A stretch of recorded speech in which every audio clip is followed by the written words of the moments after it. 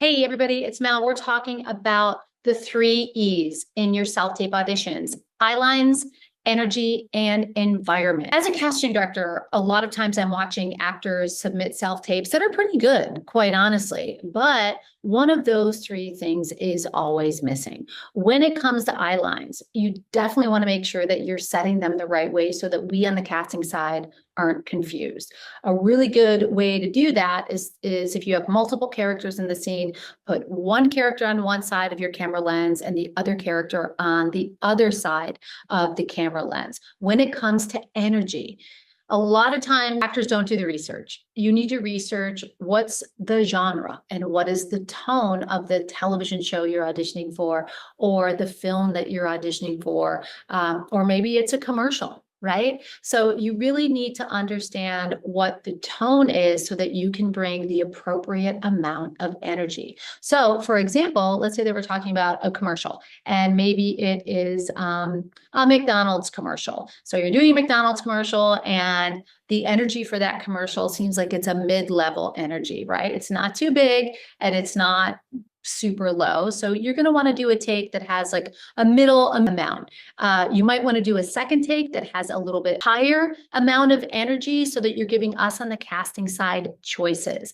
A lot of times I find actors nowadays are so afraid to send in 2 takes. Oh, well, casting didn't say to send in 2 takes. Sometimes casting is going to be really specific about that. You have some casting offices. I know I coach a lot of actors at Mack Acting Studio where they're like, Mel, they didn't say that I should send in 2 takes. What do you think I should do? If this particular actor I'm coaching has an agent or manager, I'll say to them, hey, listen, let's do 2 takes. Let's make sure they're wildly different. And then let's go ahead and send them to your agent and manager and have them choose which take they want to send to casting. If it's just you and you're doing a self-submission, great. Congratulations, by the way, for hustling to get that audition. Then what you're going to want to do is choose your strongest take to send to casting.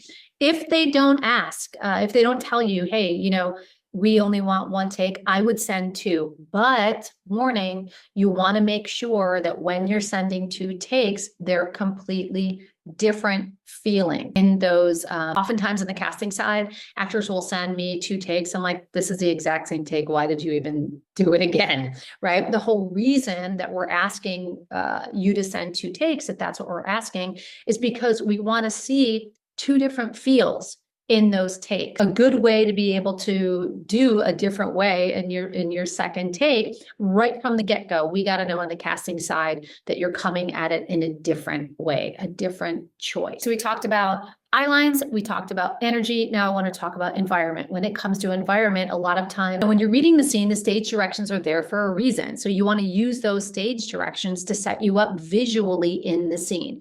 If you know where you are visually in the scene, we're going to be crystal clear on the casting side where you are visually in that scene. Plus, when you create a visual environment, it really helps engage casting in the story that you're telling in your self-tape audition. And you got to remember, at the end of the day, we might be seeing I'm going to see probably 100 to 150 self-tapes per day. I know colleagues of mine that work in the television world, when they're casting a co-star role, they might see 1,700 or 1,800 self-tape auditions. So it's important in the self-tape world, in the virtual world, that you're doing everything you possibly can to engage casting in the first 7 seconds, because you want to be one of the 15 people that are getting called in for that co-star role, or you want to be one of those 30 people that we're calling back in the commercial world. Okay, if you want more tips, check out the other videos on my channel. You can also visit me at Mack Acting Studio, and I'll see you in the next video.